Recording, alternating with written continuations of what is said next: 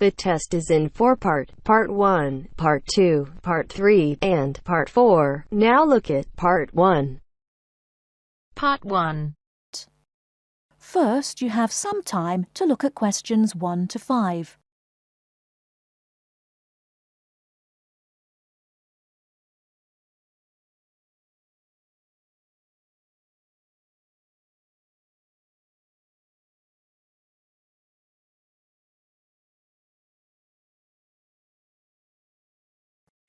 Now we shall begin.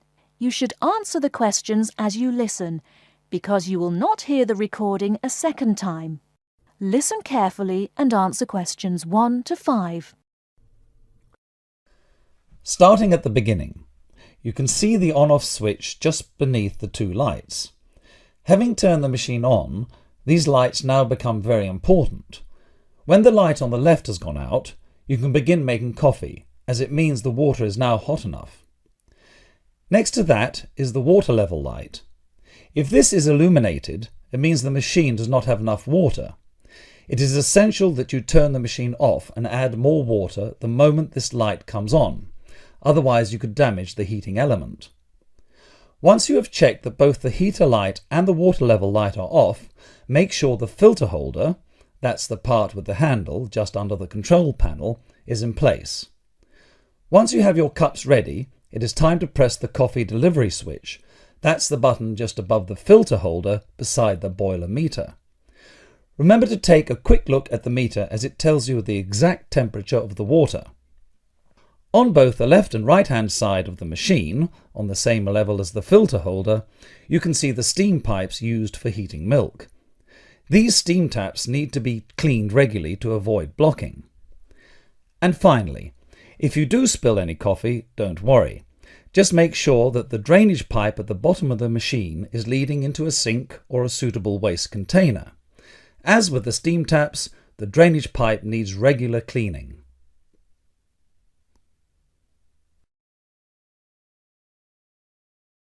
Before you hear the rest of the conversation, you have some time to look at questions 6 to 10.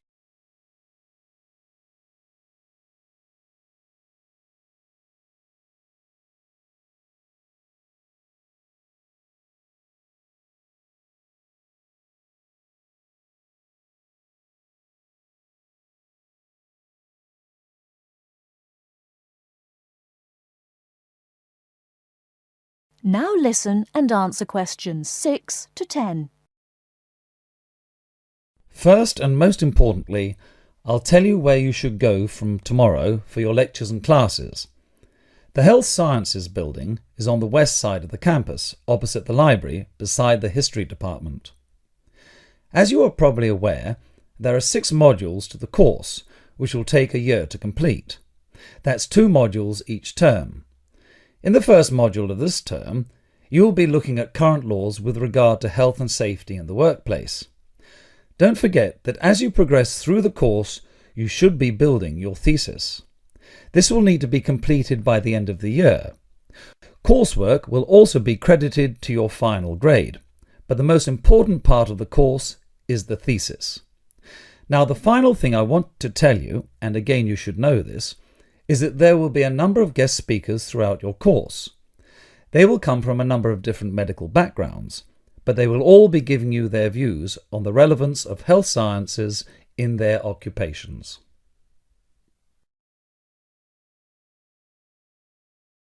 That is the end of Part 1. You now have half a minute to check your answers.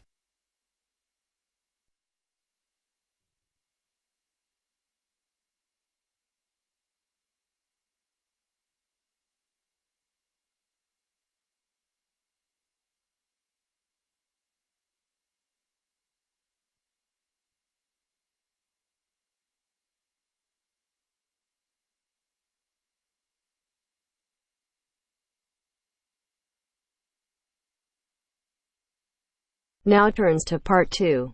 Part 2. You will hear a new student on a short summer course getting information from the college receptionist. First, you have some time to look at questions 11 to 15.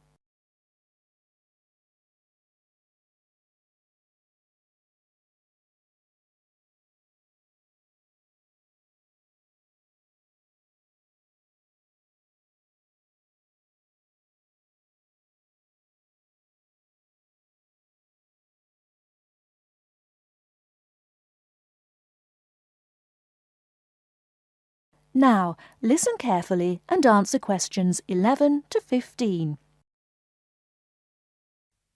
Sorry to keep you waiting. OK, here's the information you need. On the first page, there's some info about the college, the facilities, the courses on offer, etc. Then, on these blue pages here, there's an outline of the social activities. You see there, OK? Yes. Now, this part of the booklet here, the yellow pages, that's the main program starting at 9 a.m. tomorrow. 9 a.m., okay. So all the new students will be gathering in Herville Hall at 9 o'clock. Sorry, where? Herville Hall. I'll spell it for you. It's Hervill, and then Hall for hall, of course. It's the big white building by the entrance. Okay, I've seen it. Right. Anyway, you'll be in there for an hour. First, the Director of Studies will explain the various courses we offer and the requirements for them. Then for the second half hour, the social organiser will tell you more about the social program and Saturday excursions. Is that all clear? Yes, I think so. Then where do I go after that? Yes, OK. After the talks in the hall, there's a break. And then at 11:15, go to classroom 4 to have a placement test. 11:45. This placement test is to find my level in English? Exactly. Then, after the test, all the new students are invited to a special welcome lunch. In the cafeteria? No, not for the welcome lunch. It's in a restaurant near the school, an Indian restaurant. Oh, okay. I don't think I've ever tried Indian food. Do you like spicy food? Yes, I do. Then you'll love Indian. Before you hear the rest of the talk, you have some time to look at questions 16 to 20.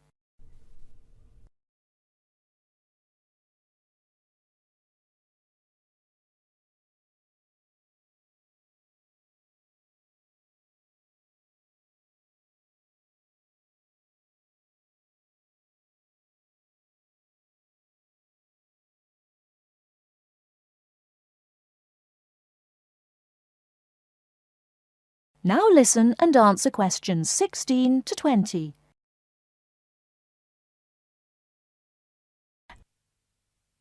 So, where's the Indian restaurant?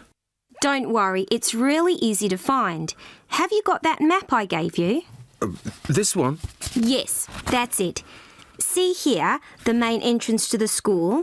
Yes? Well, don't go out of there. There's a smaller entrance here, round the back. Oh, yes, I see. OK, so you go out of there, past the phone box, and then turn right into this road here, the one that goes along the side of the park. You'll see a supermarket on the left, and then it's just after that on the right. It's quite a big place. You can't miss it. Okay. And one more thing. Is there a post office near here? Post office? Oh, yes, of course. Just the other side of the park. Go through the middle of the park, and it's there by the park entrance. Thanks a lot. You're welcome. Oh, there's a good cafe near here too. Very popular with the students. Just there. You go out of the main entrance into Varley Road, then turn left at the bank, and it's at the end of the street. They do amazing coffee. That's great. Thanks very much. No problem. Enjoy your course. Thanks again. Bye.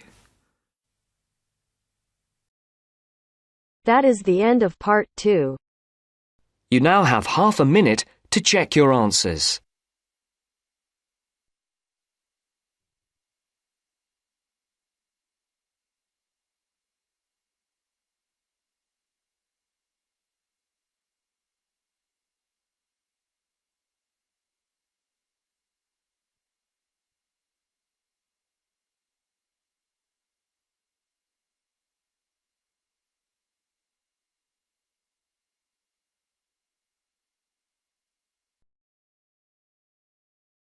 Now turns to Part 3.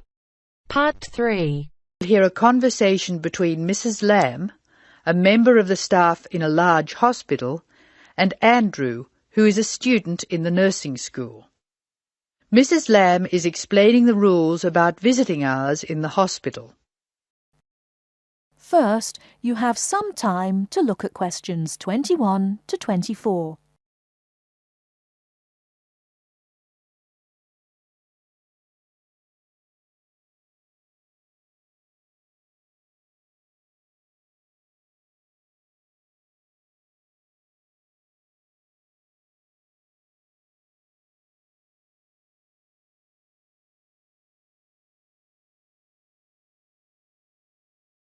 Now, listen carefully and answer questions 21 to 24.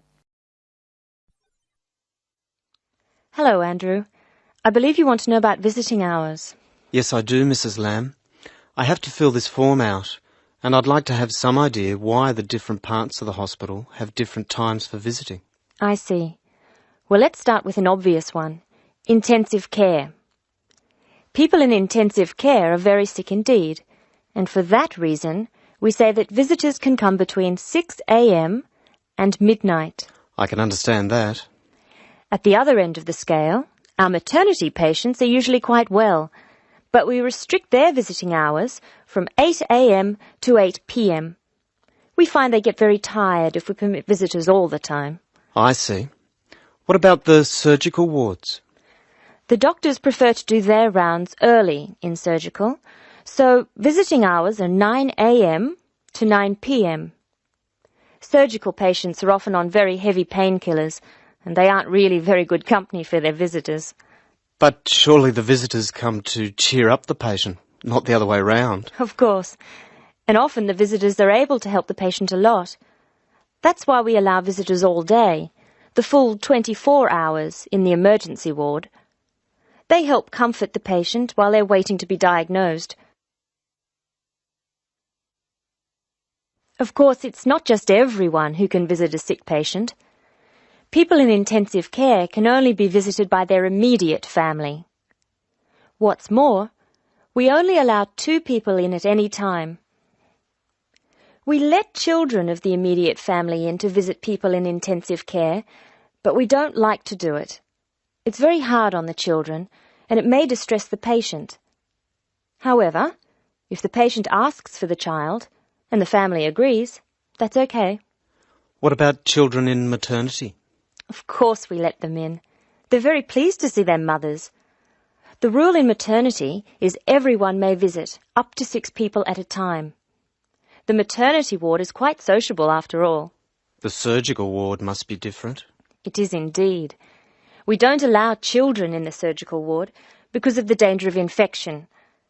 And as you know, we restrict the hours. There are a lot of procedures which must be carried out on surgical patients, and we only let 2 visitors come in at a time. And in emergency, people are allowed to visit all the time? Oh yes, we rely on patients' relatives to be there for them, and we permit everyone to visit the emergency department at all hours. However, we restrict it to 3 visitors for each patient. Otherwise, the room just gets totally crowded. Before you hear the rest of the talk, you have some time to look at questions 25 to 30.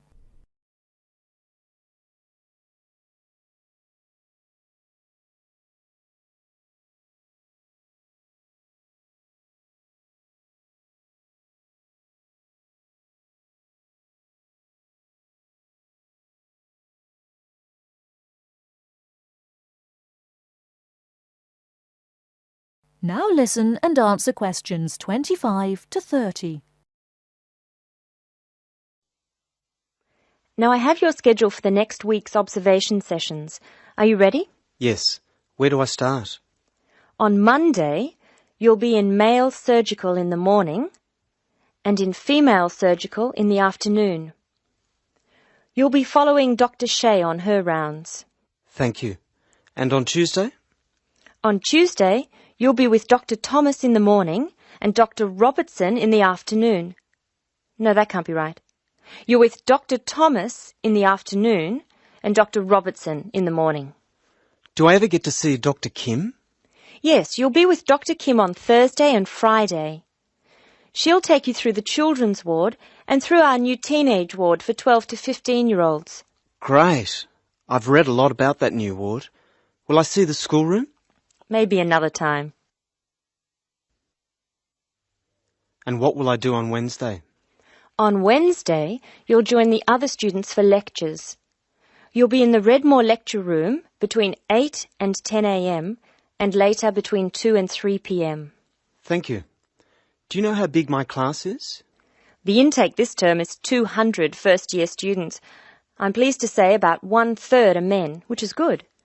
Nursing used to be an almost entirely female occupation. I know. My father trained as a nurse, and he was considered very unusual. Is he still working as a nurse? Yes, he's working in a hospital in the country. I guess I just wanted to follow his example. That is the end of part 3. You now have half a minute to check your answers.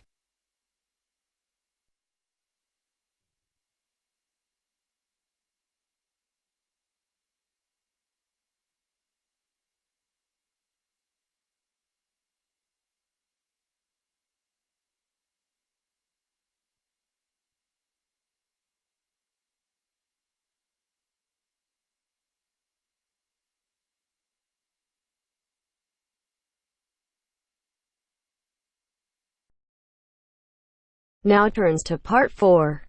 Part 4. You will hear a lecturer talking about dust storms. First, you have some time to look at questions 31 to 36.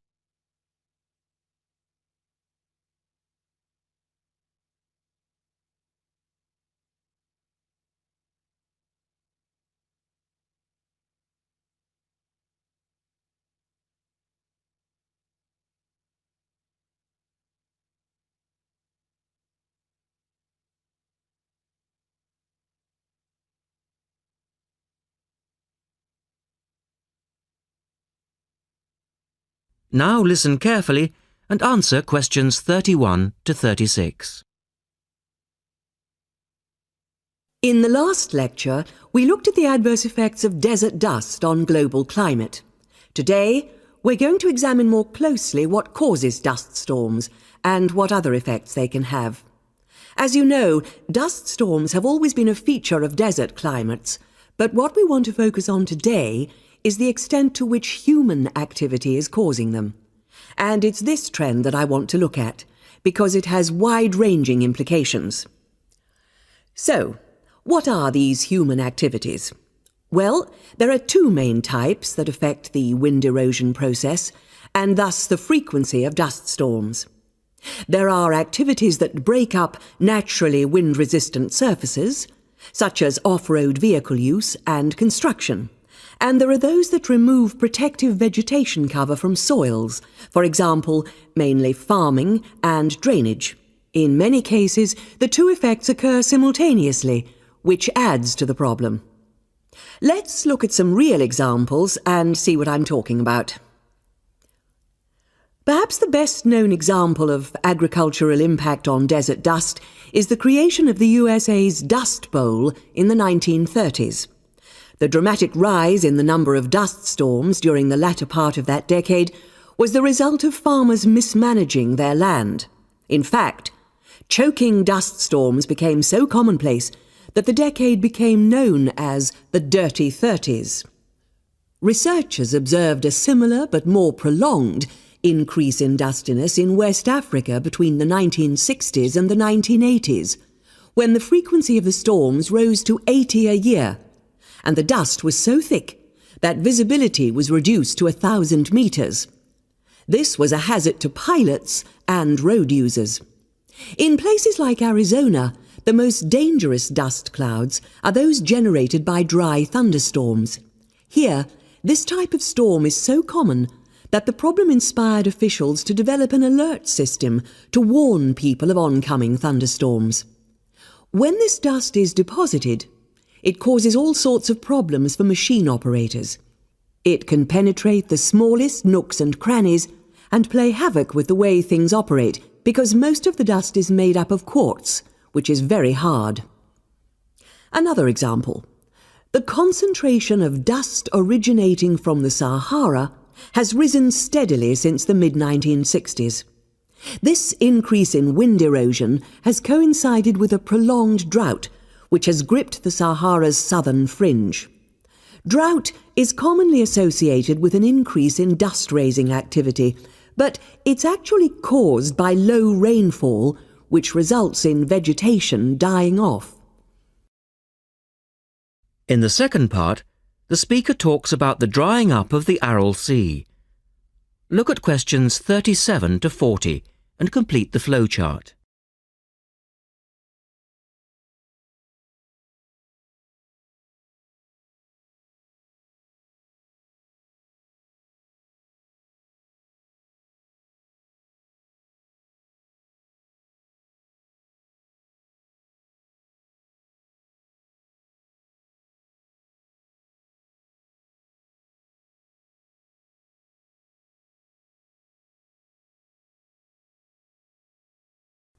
One of the foremost examples of modern human-induced environmental degradation is the drying up of the Aral Sea in Central Asia. Its ecological demise dates from the 1950s, when intensive irrigation began in the then Central Asian republics of the USSR. This produced a dramatic decline in the volume of water entering the sea from its two major tributaries.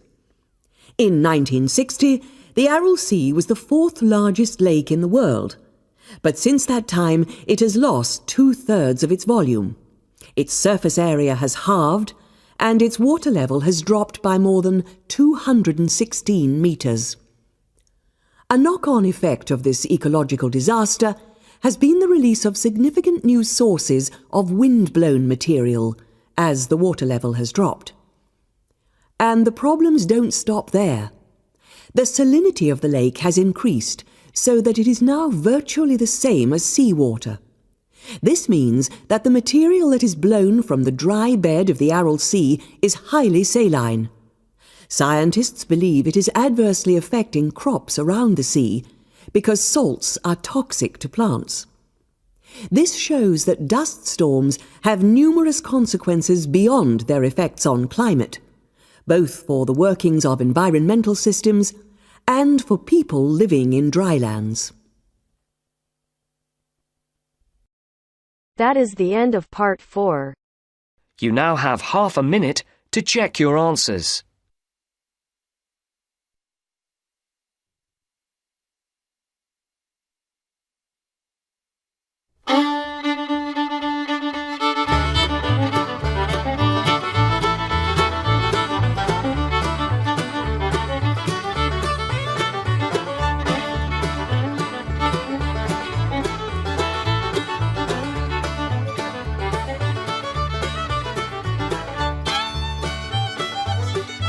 That is the end of the test.